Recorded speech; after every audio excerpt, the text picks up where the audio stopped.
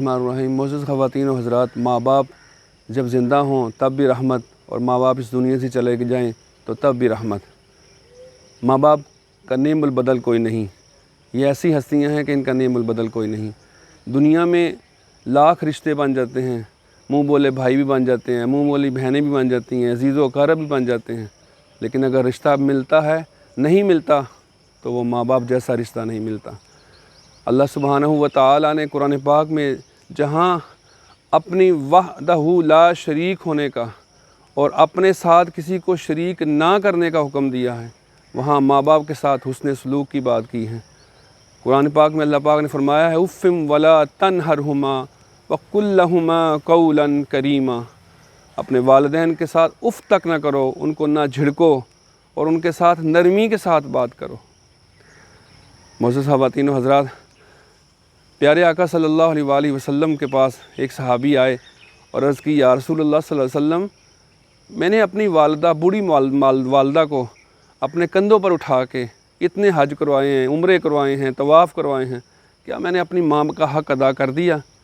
حضور نے فرمایا اے میرے صحابی، ابھی تو نے اس ایک رات کا بدلہ نہیں تم دے سکے کہ سردیوں کی یخ بستہ رات تھی اور تو نے پیشاب کر دیا بستر پر، تو گیلی جگہ پر تیری ماں سو گئی اور سوکھی جگہ پر تجھے سلایا۔ حضور کے ایک صحابی آقا صلی اللہ علیہ وسلم کی بارگاہ میں حاضر ہوئے اور عرض کی یا رسول اللہ صلی اللہ علیہ وسلم، میرے ماں باپ میں سے میرے اوپر کس کا زیادہ حق ہے؟ سرکار نے فرمایا تیری ماں کا۔ پھر پوچھا، فرمایا تیری ماں کا۔ پھر پوچھا، فرمایا تیری ماں کا۔ 3 دفعہ سرکار نے ماں کا حق بتایا اور 4تھی دفعہ باپ کا حق بتایا۔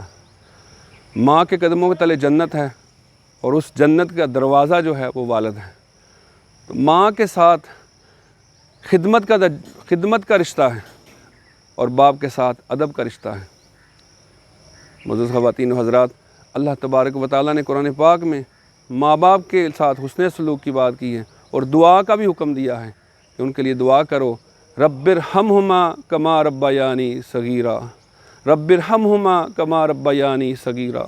یا اللہ میرے ماں باپ پر رحم فرما جس طرح بچپن میں یہ میرے اوپر رحم فرماتے تھے۔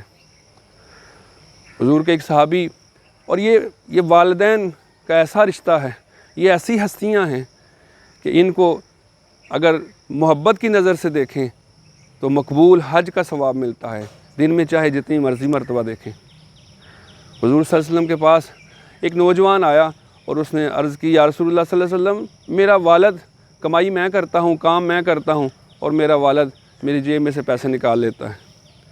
اس کے والد کو بلایا گیا۔ اس کا والد جب حاضر ہوا تو نبی صلی اللہ علیہ وسلم اس کے آنے سے پہلے، والد کے آنے سے پہلے جبرائیل علیہ السلام آ گئے اور عرض کی یا رسول اللہ صلی اللہ علیہ وسلم، اس کا باپ آ رہا ہے، تو جب یہ آئے گا تو اس سے پوچھنا کہ راستے میں آپ کیا باتیں کر رہے تھے۔ تو جب اس کا والد آیا صحابی کا، نوجوان کا، تو حضور نے فرمایا راستے میں تم کیا باتیں کرتے آ رہے تھے؟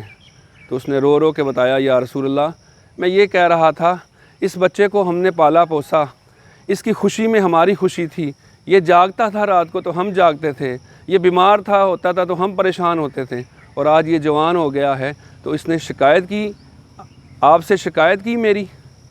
تو حضور جب یہ باتیں اس والد کی سن رہے تھے تو آپ زار و قطار رو رہے تھے، اور آپ نے اس نوجوان کو حکم دیا کہ اے نوجوان، تو اور تیرا مال سب تیرے باپ کا ہے۔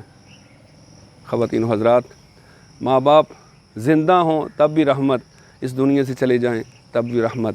رب ارحمہما کما ربیانی صغیرا، ربنا اغفر لی ولوالدی وللمؤمنین یوم یقوم الحساب۔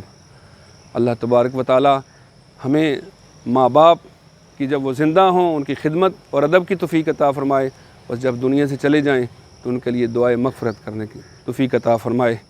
رزق میں کمی آ جائے تو ذرا خیال کریں کہ کہیں ماں باپ کے لیے دعا کرنی تو نہیں چھوڑ دی۔